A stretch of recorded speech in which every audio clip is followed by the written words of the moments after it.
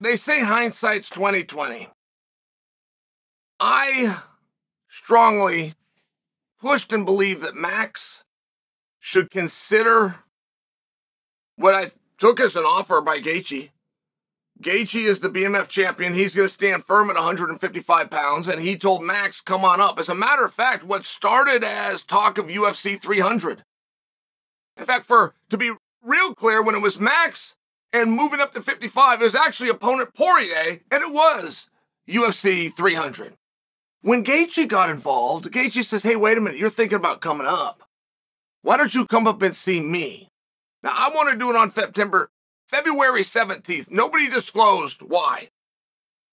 My buddy Justin Wolf's birthday is February 17th, and it is the only reason why I even remember that date. I don't know the significance of it. Frankly, I don't have to.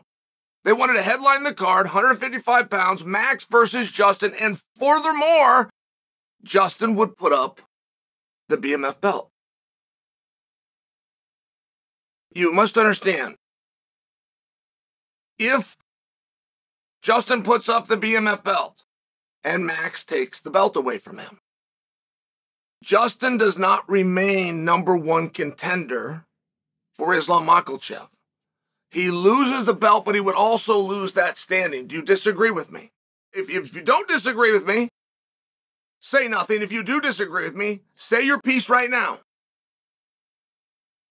Because there's room to disagree with me, isn't there? So say your piece right now, or forever hold your peace. There's not a scenario in this sport where Max is going to go up, he's going to fight Justin at 155. Beat Justin, takes the belt, but Justin did not put up the number one contendership. And he did not even lose to a guy within the division, which is why the discussion of the contendership is not up for grabs. And when the calendar opens up and the stars align, Justin, will still feed in to Islam Makhachev. If anybody sees it that way, speak now or forever hold your peace. And it's a relevant part. For some of you, it's silly and redundant, but it's still very relevant. Because what happens to Max?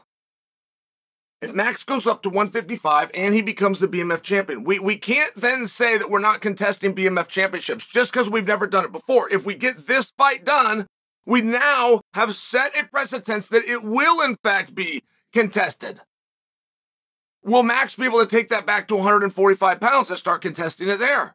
Will Max avoid 145 for a period of time, stay at 155? Maybe have to answer that calling of Poirier and keep that belt around and start rotating it? Or does Max stay there as the 55-pound champion and take the other thing that Gaethje had, which is number one contendership?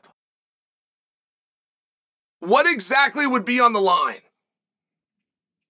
And it would be an act of Congress to get any of these things to happen. And I've told you guys this for years. If you want to really know about the sport, there's only a few things that you have to go and figure it out. But one of them is, why have they never defended the BMF championship? It's not like the keys to the castle just fall in your hand if you get that answer, but it's one of three things that if you figure out why, it will most definitely open your eyes and change the way that you view what we're doing here tremendously. So, Max goes up, takes on Gaethje, beats Gaethje. He's now got the belt and the number one contendership. Well, the problem with that is twofold. The problem why I say that it's twofold is because if you become the number one contender, it's for one weight class. So just up enough and just the right performance, and we're going to keep it. And then what happens if he runs into Islam and he gets ran over? Does he drop back down to 145? The problem with being a number one contender at 155 and not being locked in there and wanting someday to float back to 45 is Max is just about to be the number one contender at 45. It is highly likely that Topuria beats Volkanovski. Now, nobody can beat Volkanovski for a round. Nobody can beat Volkanovski for a sequence within that weight class. But Topuria is different. And Topuria is special. And Topuria did get here the only way he was going to be able to get here, which was not crossing paths with Holloway. But either way, he is here, and he is special. And if Topuria gets the jump on Volkanovski, Max without taking any risk, without changing any weight classes, without fighting bigger guys. Just by existing and being where he is the number one contender. Max is ranked higher than Topuria right now. Max has just had 3 opportunities and Topuria hasn't had any, right? It's a very different scenario. So before we're allowed Max to go up to fight Justin, we've got to be very clear with our audience. What is it that's on the line? And you don't get to pick and choose, right? You don't say all my chips are in and then it turns out your back pocket got a few chips. You say, well, I didn't mean those. Well, you said all my chips are in. Are all of them in or not? All of them in, or are you trying to get away with something here? Are all of them in, or are you cheating? Justin Gaethje put it best. It was one of the best statements of 2023 because there was absolutely no response. It wouldn't matter how great your linguistic skills are. Nobody could respond when Justin Gaethje declared himself number one contender and followed it up with one sentence. You don't TKO Dustin Poirier and not get a title shot.